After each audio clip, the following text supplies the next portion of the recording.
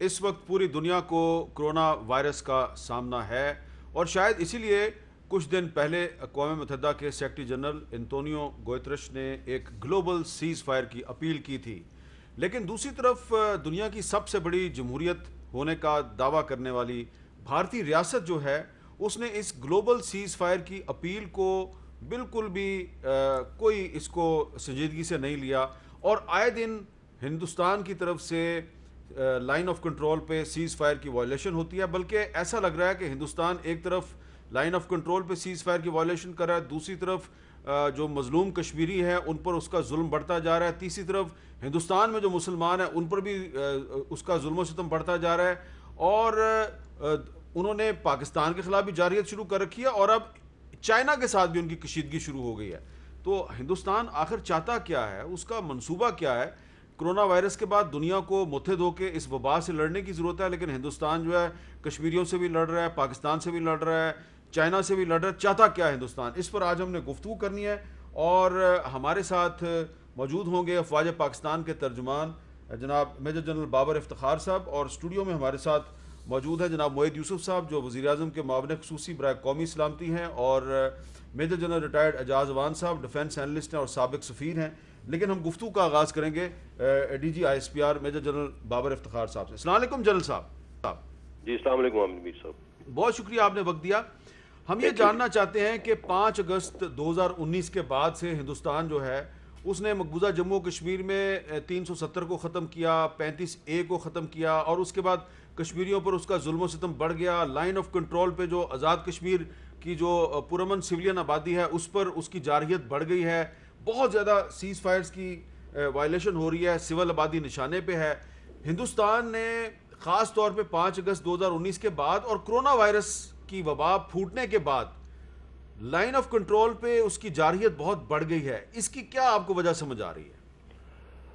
Ji thank you very much Ahmad Mir साहब for giving me this opportunity. आपने जिन चीज़ों को हाईलाइट किया इन्हीं के तनाजुर में मैं थोड़ा सा पहले आपको एक रन डाउन भी दे दूं कि इस वक्त लाइन ऑफ कंट्रोल के ऊपर जो सिचुएशन है पिछले कुछ अरसे से बहुत तशवीशनाक है। इस साल में सिर्फ अगर हम देखें तो 1229 मरतबा तो सिर्फ सीज फायर वॉलेशन हुई हैं, 7 सिविलियंस वहाँ पे शहीद हो चुके हैं, 90 से ज़्यादा सिविलियन जख्मी हुए हैं। कई मरतबा भारत के क्वाडकॉप्टर्स ने हमारी हदूद की खिलाफ वर्जी भी की है और हाल ही में हमने उनके कुछ क्वाडकॉप्टर्स मार गिराए भी हैं जिनको मीडिया में भी कवर किया गया। इन तमाम चीज़ों के बावजूद भारतीय सीनियर मिलिट्री क़यादत बार बार मुख्तलिफ एलिजेड लॉन्च पैड से दरअंदाजी की बात करती है, जो मेरे ख्याल में उनकी अपनी फौज की पेशावराना सलाहियत पर भी एक सवालिया निशान छोड़ते हैं कि इतनी well guarded line of control, इतने बेहतरीन काउंटर इन्फिल्ट्रेशन मेजर्स के बावजूद कैसे कोई वहाँ पे इन्फिल्ट्रेट कर रहा है one of the most militarised Jones in the world. अभी जो हालिया दिनों में इन्होंने आर्टिलरी अपनी डिप्लॉय की, वो भी सिविल आबादी में डिप्लॉय की ताकि अगर कोई काउंटर बम्बार्डमेंट हो तो वो भी सिविलियंस को टारगेट किया जाए जो कश्मीरी सिविलियंस मकबूजा कश्मीर में रह रहे हैं। इन तमाम हालात में पाकिस्तान फौज बहुत बेहतर तरीके से इसका जवाब दे रही है, मगर हम उसी एरिया में उसी कैलिबर के मुताबिक उसका जवाब देते हैं लाइन ऑफ कंट्रोल में, और हमारी पूरी कोशिश होती है कि लाइन ऑफ कंट्रोल के उस पार मौजूद सिविल आबादी को किसी तौर पे कोई नुकसान ना पहुंचे। तमाम पूरे कश्मीर में मजलूम कश्मीरी जो हैं बिला तफरीक भारतीय जारियत का निशाना बन रहे हैं, औरतें भी हैं, उनमें मासूम बच्चे भी शामिल। यहाँ तक के सिक्योरिटी फोर्सेस जो इंडियन हैं उन्होंने 7 साल के मासूम बच्चों तक को भी माफ नहीं किया। और अभी कल ही बल्कि आई थिंक हाईलाइट करना चाहिए कि international day of innocent child victims of aggression in conflict का दिन है, और इस दिन की मुनासबत से अगर देखा जाए तो इस वक्त हज़ारों बच्चे और नौजवान भारतीय पैलेट गन्स का शिकार हो रहे हैं मकबूजा कश्मीर में। और पब्लिक रिएक्शन के खौफ का ये आलम है कि भारतीय सिक्योरिटी फोर्सेस एहतजाज को दबाने के लिए जो कश्मीरी नौजवान हैं उनको शहीद करके उनकी डेड बॉडीज भी अब वुरसा के हवाले नहीं कर रही हैं। इसी तरह مطلب عجیب و غریب قسم کے انہوں نے الزامات کی بھی بوچھاڑ کی پاکستان کے اوپر. اٹ اسٹارٹڈ ود جب کرونا شروع ہوا تو انہوں نے کہا جی کہ پاکستان سے کرونا انفیکٹڈ ٹیررسٹ جو ہیں ان کو لائن آف کنٹرول کے پار بھیجا گیا اور اس طرح مقبوضہ کشمیر میں کرونا پھیلا ہے. اور اس کے علاوہ ابھی جو ریسنٹ ان کا سب سے بڑا جو اگر ڈرامہ تھا جو لیٹلی ہوا جو پلوامہ 2 جس کو انہوں نے کہا ہے, اس ڈرامے کے اندر رات کو انہوں نے ایک گاڑی پکڑی, اس کے اوپر فائر کیا جس کے اندر ایکسپلوزو بھی وہ کہتے ہیں کہ جی پڑا ہوا تھا, اور جس کے جو فائر کیا وہ بندہ جو نکلا وہ پیدل وہاں سے فرار بھی ہو گیا. ساری رات وہ گاڑی بھی وہاں پہ رکھی گئی اور اگلے دن ڈے لائٹ میں پورے میڈیا کوریج کے سامنے اس کو ایک آبادی کے اندر ہی اس گاڑی کو تباہ کیا گیا تاکہ کسی قسم کا ایویڈنس نہ مل سکے. سو یہ ساری جو کارروائی اس وقت چل رہی ہے, دس از اسٹیج بینگ سیٹ, ایک اسٹیج سیٹ کی جا رہی ہے جس کے اوپر ہمارے وزیر اعظم صاحب بہت دفعہ کہہ چکے ہیں, چیف آف آرمی اسٹاف اس چیز کا اظہار کر چکے ہیں کہ ایک فالس فلیگ آپریشن پلان کیا جا رہا ہے انڈیا میں. اور یہ جو پلوامہ 2 انہوں نے کیا, اس سے چند دن پہلے پرائم منسٹر کی اسٹیٹمنٹ آئی کہ ایک فالس فلیگ آپریشن کی پلاننگ ہو رہی ہے, اور جب وہ اسٹیٹمنٹ آئی تو موسٹ پروبلی انہوں نے وہی جو پلان کر رہے تھے اس کو گاڑی کو انہوں نے سامنے لا کے اور پھاڑ دیا, اور اب یہ کہہ رہے ہیں کہ 3 مزید گاڑیاں اس طرح کی یہاں پہ موجود ہیں. سو یہ ایک سٹیج سیٹ کی جا رہی ہے اگلے آنے والے چند ماہ میں پاکستان کے اوپر کی طرف جارحیت کرنے کی, ایک ایڈونچرزم کی. اور جس طرح آپ نے اس سوال کے دوران آپ نے کچھ چیزوں کا ذکر کیا, اس کا مقصد اگر مطلب میں اگر صحیح سمجھاؤں جو آپ جاننا چاہ رہے ہیں کہ مقصد کیا ہے, کیوں یہ کر رہے ہیں. ہاں جی, کیوں کرنا چاہ رہے ہیں. اس کا مقصد یہ ہے کہ لیٹلی ہندوستان کو کئی فرنٹس پہ ہزیمت کا سامنا ہوا ہے, بہت شرمندگی ہوئی ہے. اگر میں پہلے ذکر کروں لائن آف ایکچوئل کنٹرول پہ جو انڈیا اور چائنا کی جو حالات چل رہے ہیں, اندر 3 کلومیٹر اندر آ چکے ہیں, 60 اسکوائر کلومیٹر کا ایریا ہے, جو کل یا پرسوں میرے خیال میں راجناتھ صاحب کا انٹرویو آپ نے سنا ہوگا, اس میں بھی ان سے یہی سوال پوچھا گیا اور اس کو انہوں نے ڈاؤن پلے بھی کیا. سو وہاں پہ سخت شرمندگی کا سامنا ہے, اس کو یہ کسی نہ کسی طرح ڈاؤن پلے کرنے کی کوشش کر رہے ہیں.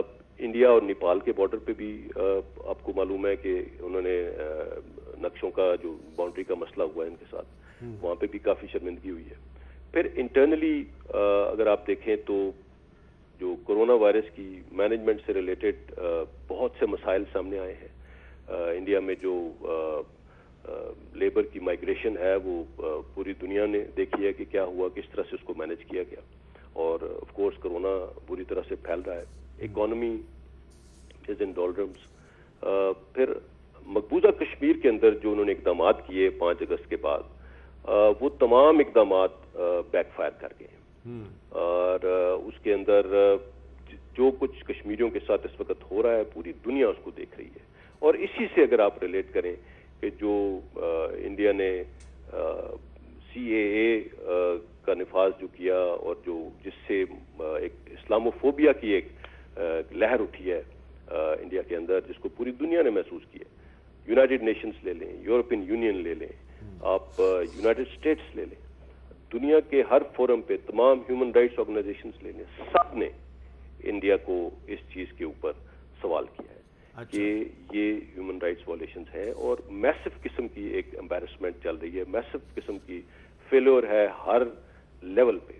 سو ان تمام چیزوں سے جو کرنٹ لیڈرشپ ہے انڈیا کی, ان کا یہ خیال ہے کہ ان تمام چیزوں سے توجہ اٹھانے کا سب سے بہترین ذریعہ ان کے لیے یہ ہے کہ پاکستان کے ساتھ کوئی ایک پاکستان کی طرف ایک ایڈونچرزم کیا جائے. پاکستان کے ساتھ لائن آف کنٹرول کے اوپر آلریڈی انہوں نے ٹیمپریچر ریز کیا ہوا ہے.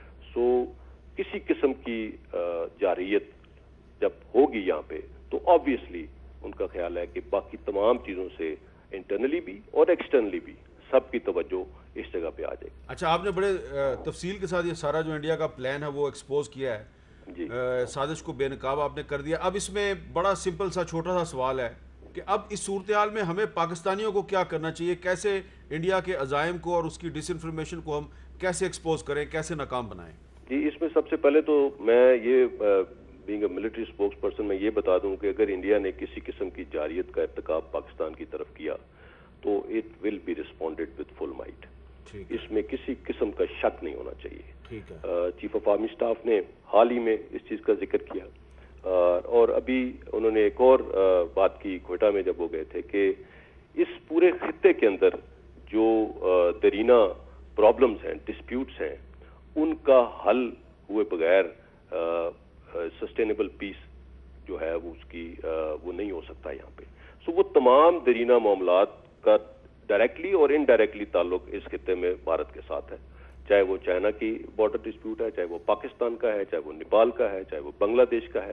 اور اس کے علاوہ بھی انڈیا جس طرح سے اپنی اثر و رسوخ ایکسپینڈ کرنے کے لیے جن ممالک میں وہ ڈائریکٹلی جس کے ساتھ ان کی نہیں بھی ہے باؤنڈری, ان کے اندر بھی عمل دخل کر رہا ہے. سو اس ساری چیز کا سب سے پہلا تو جواب میں یہ دوں گا کہ وی آر ریڈی اور we will respond and we will respond with full might. اور اس کا مظاہرہ پچھلے سال انہوں نے دیکھ لیا تھا. اب آگے کیا کرنا ہے, ہم نے اس کے اوپر بارہا آفر کیا ہے کہ جو الزامات یہ لگاتے ہیں کہ جی سو کالڈ لانچ پیڈز فل پڑے ہوئے ہیں, United nation military observers group کو ہم نے کھلی چھوٹ ہے پاکستان سائٹ پہ ان کو کہیں پہ بھی وہ آ جا سکتے ہیں.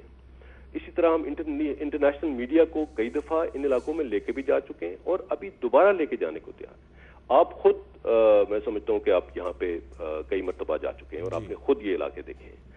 تو پاکستان میں کسی قسم کی ایکسس جو ہے وہ ہم نے ڈینائی نہیں کی, اور اگر یہی ایکسس انڈیا کی سائٹ پہ بھی انٹرنیشنل آبزرورز کو, انٹرنیشنل میڈیا کو دی جائے تو چیزیں بہت کلیئر ہو سکتی ہیں. بہت اگر یہ جو کچھ یہ الزام یہ لگا رہے ہیں اس کا امپیریکل ایویڈنس تو کوئی مسئلہ ہی نہیں ہے آج کل ملنا. بالکل ٹھیک ہے. سو یہ تمام چیزیں, تمام آپشنز موجود ہیں, لیکن ان کو یہ سمجھنے کی ضرورت ہے کہ there will be consequences of any military adventurism and those consequences will be uncontrollable or unintended.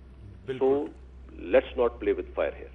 Let's not play with fire. بہت بہت شکریہ major general Babar Iftikhar sahab, D G I S P R ہمارے ساتھ بات کر رہے تھے.